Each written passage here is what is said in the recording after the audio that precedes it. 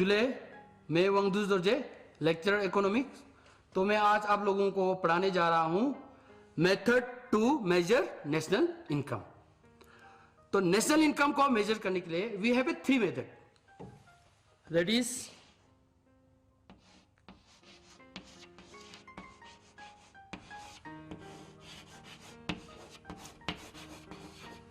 Income method,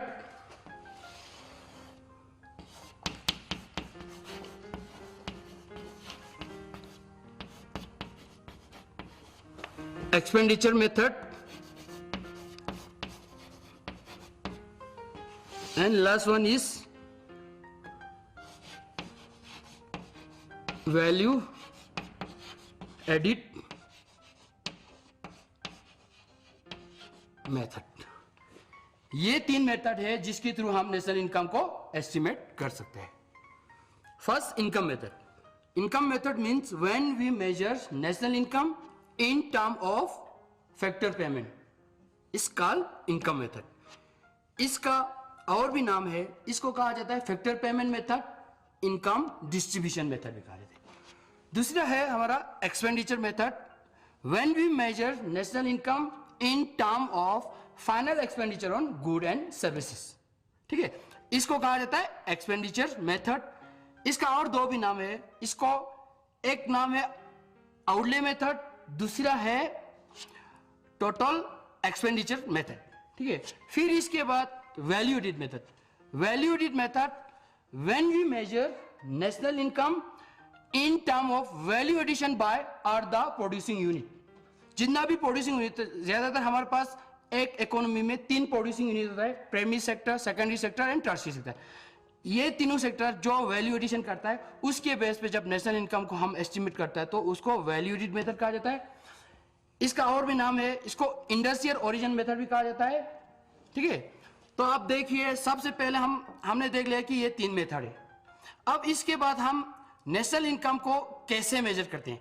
national income को हम income method से भी कर सकते हैं, एक्सपेंडिचर मेथड से भी कर सकते हैं और वैल्यू एडिड मेथड से भी कर सकते हैं।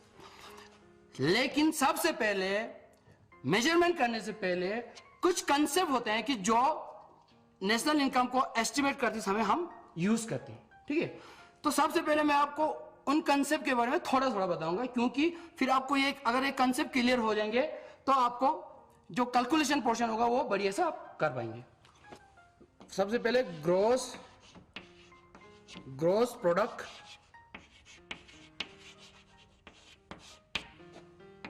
Net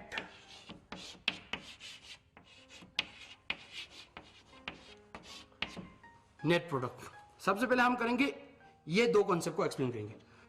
gross product means market value of final good and service produced by all the producer with in domestic territory of country during an accounting year along with the depreciation.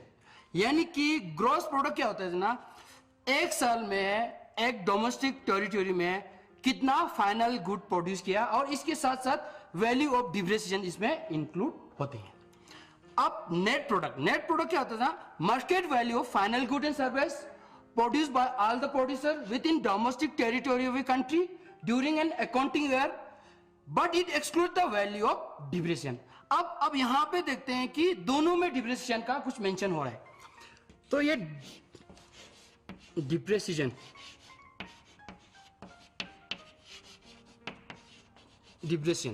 यानी कि gross product में भी depreciation का mention हुआ, net product में भी depreciation का mention हुआ। यहां पे हमने देखा कि अलोंग विद द डिप्रिसिएशन, यहां पे हुआ वी एक्सक्लूड द डिप्रिसिएशन। इसका मतलब आप लोगों को ये पता होना चाहिए what is mean by depreciation. Depreciation क्या चीज है।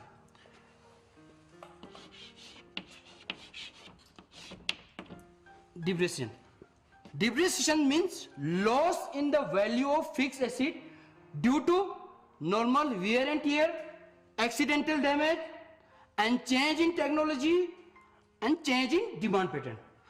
अगर इनमें से किसी की वजह से भी अगर आपका फिक्स एसेट का वैल्यू जो है कम होता है तो उसको कहा जाता है डिप्रिसिएशन। डिप्रिसिएशन होने की वजह से क्या होता है, आपको कुछ एक्स्ट्रा खर्चा निकल जाते हैं। अब डिप्रिसिएशन को रिप्लेसमेंट कॉस्ट भी कहा जाता है, कंजप्शन ऑफ फिक्स कैपिटल भी कहा जाता है। ठीक है। अब इस डिप्रिसिएशन से ये ग्रॉस और नेट में नेट ग्रॉस में चेंज होते हैं। कैसे होते हैं कि ग्रॉस डोमेस्टिक प्रोडक्ट में हम डिप्रिसिएशन को इंक्लूड करते हैं।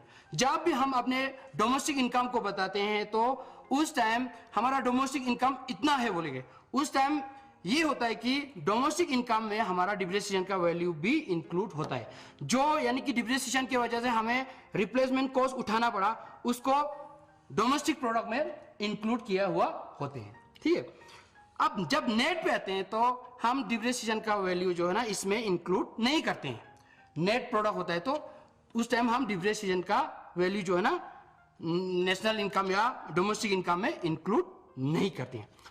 अब देखिए डिप्रिसिएशन, मैं एक एग्जांपल दूंगा आप लोगों को डिप्रिसिएशन का।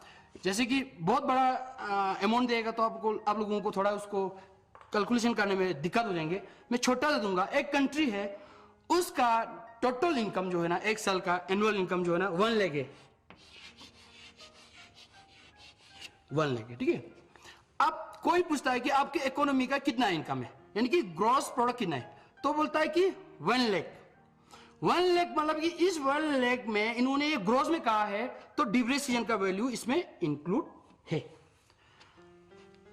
अब डिप्रिसिएशन कितना है, यानी कि जब प्रोडक्शन करते समय हमें कुछ ना कुछ खर्चा भी होते हैं, थोड़े जो मशीन टूट फूट जाते हैं या कभी कभी क्या टेक्नोलॉजी में चेंज आते हैं, आउटडेटेड टेक्नोलॉजी हो जाते हैं तो टेक्नोलॉजी को भी चेंज करना पड़ता है।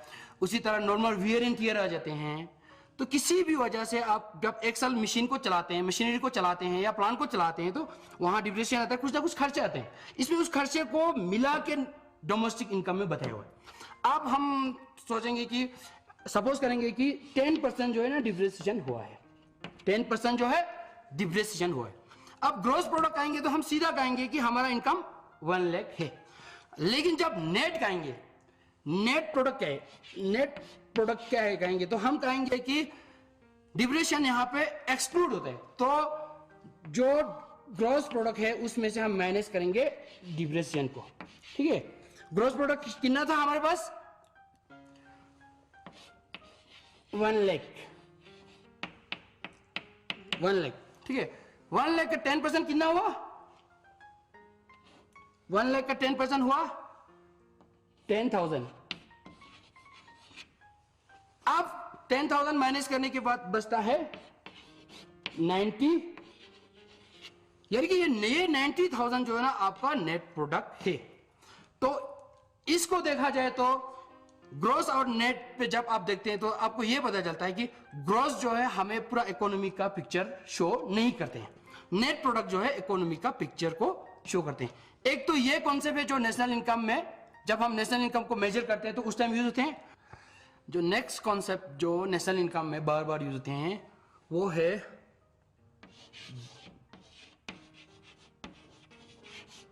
Domestic product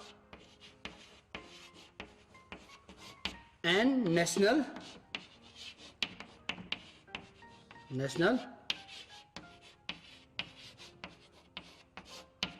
domestic product and national product. Domestic products means market value of final good and service produced by all the producers within domestic territory of a country during an accounting year, along with it excludes the value of net factor income from abroad. ठीक है। यानी कि domestic product जो है ना with in domestic territory में पूरे producer के द्वारा कितना final good and service produce किया है वो इंक्लूड होता है, लेकिन यहां पे net factor income from abroad include नहीं होते। अब इसके बाद आते हैं national product. National product means market value of final good and service produce by only normal resident. ठीक है। यहां पे मैं बोल रहा हूं ओनली, वहां पे ऑल द प्रोड्यूसर, इसमें बहुत फर्क है। By only normal resident within domestic territory of country along with the value of net factor income from abroad। यहां पे net factor income from abroad होते हैं। तो डोमेस्टिक और नेशनल को जब आप देखते हैं तो यहां पे आपने क्या देखा, दो चीज का डिफरेंस देखा। एक तो यहां पे बाय ऑल द प्रोड्यूसर आया, यहां पे नॉर्मल रेसिडेंट आया। दूसरा यहां पे net factor income from abroad include नहीं होगा, यहां पे net factor income from abroad include होगा। तो सबसे पहले मैं आपको नॉर्मल रेसिडेंट क्या चीज है उसको थोड़ा बताऊंगा, इसके बाद net factor income from abroad क्या है उसको बताऊंगा, इसके बाद ही आप इसको क्लियर कट समझ पाओगे, ठीक है। तो सबसे पहले मैं आपको नॉर्मल रेसिडेंट के बारे में,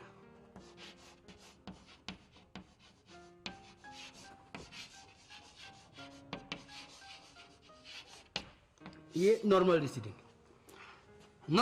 क्या होते हैं?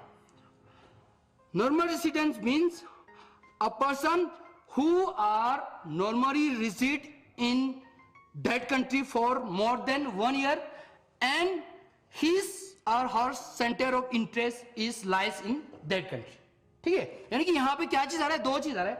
नॉर्मल रेसिडेंट उसी पर्सन को कहा जाएगा जो उस कंट्री में 1 साल से ज्यादा बैठ रहा हो और उसका सेंटर ऑफ इंटरेस्ट जो है ना उसी कंट्री में हो। सेंटर ऑफ इंटरेस्ट क्या होता है? सेंटर ऑफ इंटरेस्ट का मतलब कि जो भी इकोनॉमिक एक्टिविटीज करते हैं वो उसी कंट्री में होना चाहिए। अगर कोई बंदा वहां इकोनॉमिक एक्टिविटी तो वहां करते हैं लेकिन वो 1 साल से कम बैठते हैं तो उस टाइम उस बंदे को नॉर्मल रेसिडेंट नहीं कहा जाएगा।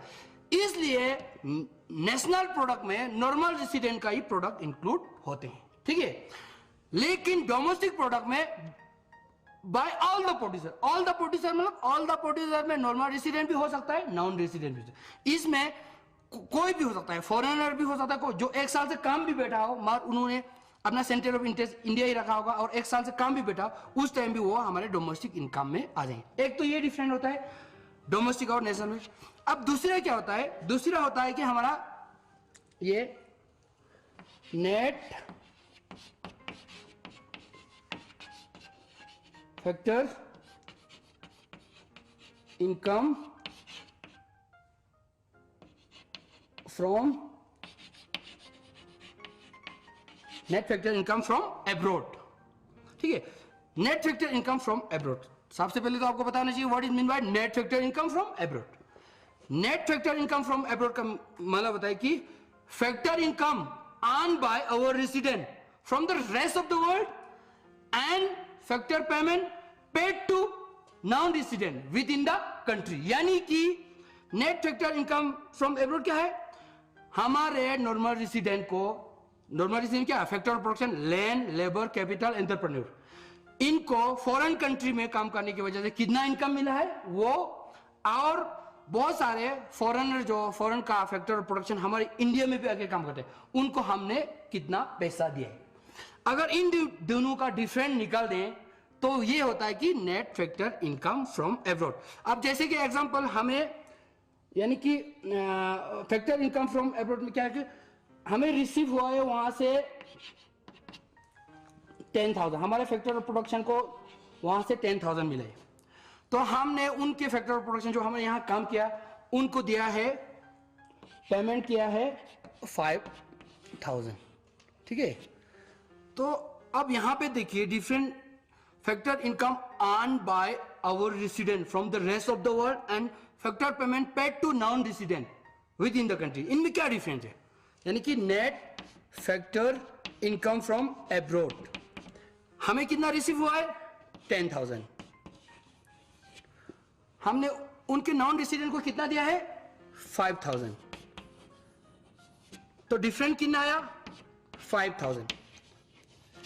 ये 5,000 जो है हमारा net factor income from abroad है, ठीक है। अब ये net factor income from abroad जो है ना डोमेस्टिक और नेशनल इनकम में यही इसी का डिफरेंस है। जैसे कि आपने देखा कि gross domestic product, gross national product, ठीक है। अब डोमेस्टिक प्रोडक्ट में net factor income from abroad नहीं होते क्योंकि ये जो डोमेस्टिक प्रोडक्ट जो है ना विद इन कंट्री में जो बाय ऑल द प्रोड्यूसर ने प्रोड्यूस किया वो होते हैं, ठीक है। नेशनल प्रोडक्ट में, नेशनल में विद इन कंट्री में जितना प्रोड्यूस हुआ उसके साथ साथ बाहर से कितना मिला वो भी इंक्लूड था, उसको कहा जाता है net factor income from abroad, ठीक है। अब इसके बाद जो हमारा थर्ड कॉन्सेप्ट जो नेशनल इनकम में यूज होते हैं वो होता है कि gross domestic product eight market price gross domestic product at factor cost. ठीक है, अब यहां पे दो चीज होते हैं, एक मार्केट प्राइस, एक फैक्टर कॉस्ट। इसका डिफरेंस आपको पता होना चाहिए। इन दोनों में क्या डिफरेंस है? Market price mean market value of final good and service produced by all the producer with in domestic territory of country during an accounting year. अब यहां पे ग्रॉस, मैंने इस कॉन्सेप्ट को ग्रॉस में लिख दिया तो अलोंग विद द डिप्रिसिएशन। ठीक है, तो यहां पे मार्केट की बात करते हैं। अब मार्केट, जब आप मार्केट में जाते हो तो आप लोग क्या देखें, मार्केट में टैक्स और सब्सिडी का मेन इशू होता है, टैक्स और सब्सिडी का। ठीक है, यहां पे क्या होता है मेन इशू? टैक्सेस और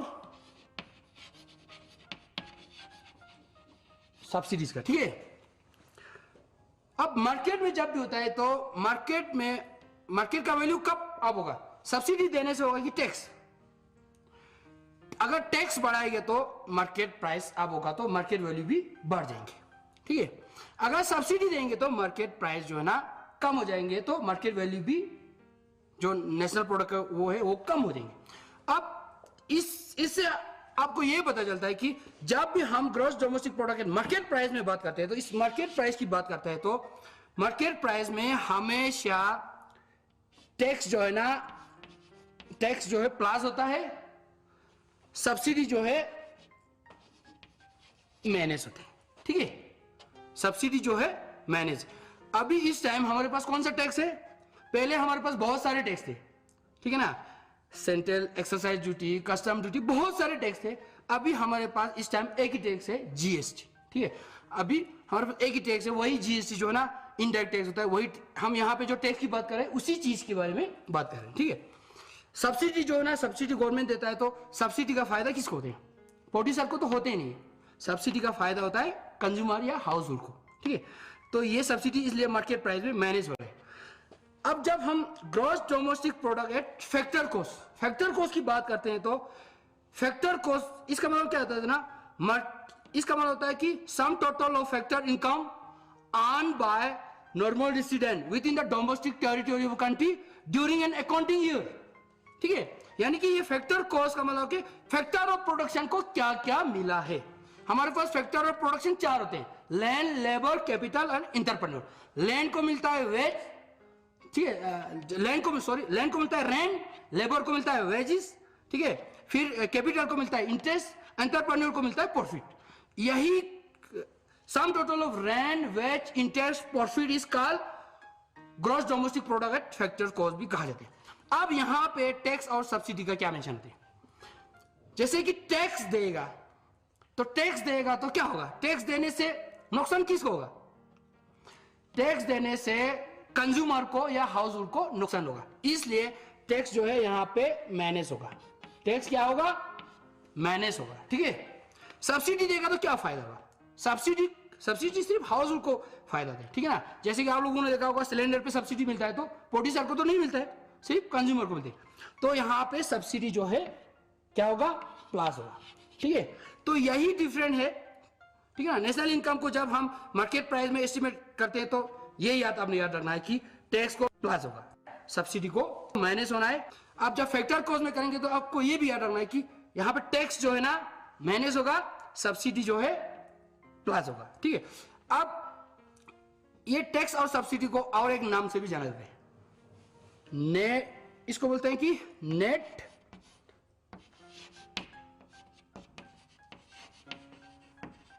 इनडायरेक्ट टैक्स।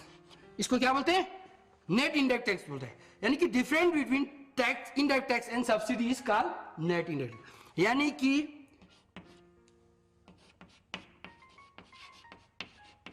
इनडायरेक्ट टैक्स और सब्सिडी की डिफरेंस को कहा जाता है net indirect tax.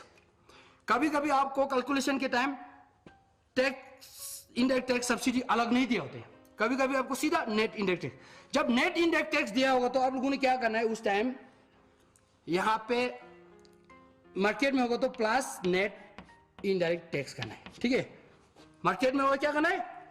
Plus net indirect tax. अब फैक्टर में होगा तो आपने क्या करना है? फैक्टर में होगा तो आपने करना है माइनस नेट इनडायरेक्ट टैक्स। ठीक है, तो ये कुछ कॉन्सेप्ट है जो अगर आप इन कॉन्सेप्ट, अगर ये सब कॉन्सेप्ट आपको क्लियर होगा तो आप नेशनल इनकम में कोई भी कैलकुलेशन आ जाएगा, आपको कोई दिक्कत नहीं होगा। ठीक है, अब आप इसके बाद हम कैलकुलेशन जो है, पोर्शन जो है कर सकते हैं। तो कैलकुलेशन मेथड वाइज करेंगे। सबसे पहले हम लेंगे income method. So first one is income method.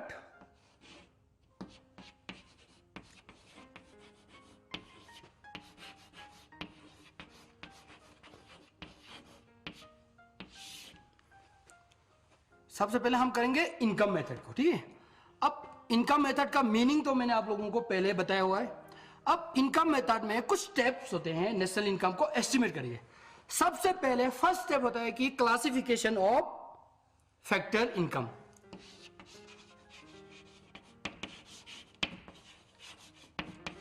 Classification of factor income, यानी कि फैक्टर ऑफ प्रोडक्शन को किस किस टाइप का इनकम मिलता है उसको क्लासिफाई करना है। जब हम फैक्टर इनकम को क्लासिफाई करते हैं तो हमें यहां पे 3-4 तरह का पार्ट दिखते हैं। सबसे पहले होता है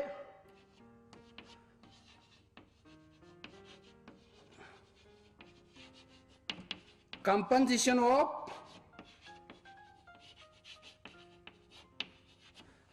ऑफ एम्प्लॉयज। ठीक है, दूसरा होता है ऑपरेटिंग सरप्लस। अब तीसरा होता है मिक्स इनकम। ठीक है, जब हम नेशनल इनकम को क्लासिफाई करता है तो at that time we find 3 type of national income: compensation of employees, operating surplus and mix income. ठीक है, तो सबसे पहले कंपनसेशन ऑफ एम्प्लॉयज क्या होता है? What you mean by the compensation of employee? Income from work. Income from work mean काम करने की वजह से जो भी इनकम मिलता है उसको कंपनसेशन ऑफ एम्प्लॉयज कहा जाता है। अब ये कंपनसेशन ऑफ एम्प्लॉयज अगर कोई इकोनॉमिक्स का स्टूडेंट नहीं होगा या कोई लेमैन होगा तो वो सीधा बोलेंगे कि वेज को ही कंपनसेशन या सैलरी या वेज को कंपनसेशन ऑफ एम्प्लॉयज कहते हैं। लेकिन जब आप इकोनॉमिक पढ़ता है तो आपको ये पता होना चाहिए कि कंपनसेशन ऑफ एम्प्लॉयज में क्या क्या चीज आते हैं। यहां पर भी 4 कंपोनेंट आते हैं। ठीक है, इसमें क्या क्या आते हैं? पहला यहां पे आता है कि wages and salary in cash. ठीक है, wages and salary in cash, जो कैश में मिलता है, जो सब बोलते हैं कि तनख्वाह, आपका तनख्वाह कितना है, वही होता है wage and salary in cash. दूसरा आता है wages and salary in kind. Kind मतलब रियल फॉर्म में, जैसे कि हम यहां पे wage and salary in kind के लिए हम आर्मी को लेते हैं। ठीक है ना, आर्मी को कैश के अलावा बहुत सारे काइंड भी मिलते हैं। क्या क्या मिलते हैं? उनको यूनिफॉर्म मिलते हैं, उनको खाना मिलते हैं, रहने के लिए एकोमोडेशन मिलते हैं। ये सब आते हैं wage in salary in kind. इसके बाद आता है एम्प्लॉयज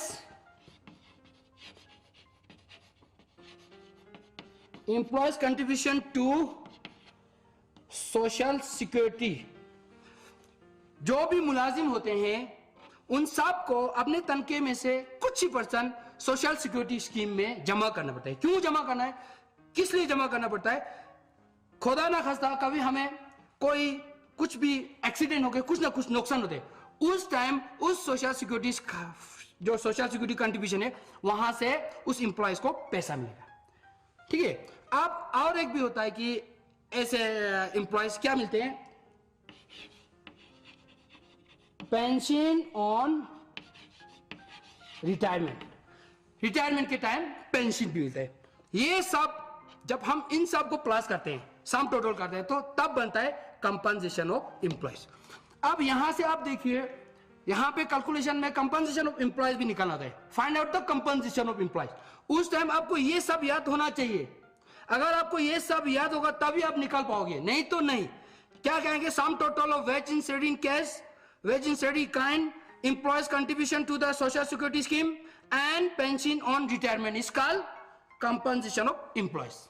So dear student, आज इतना तक ही, क्योंकि टाइम की पाबंदी की वजह से हम इतना ही कर पाएंगे, क्योंकि हमें 25 मिनट्स का ही मिलते हैं. तो कल हम ऑपरेटिंग सरप्लस से स्टार्ट करेंगे. And best of luck.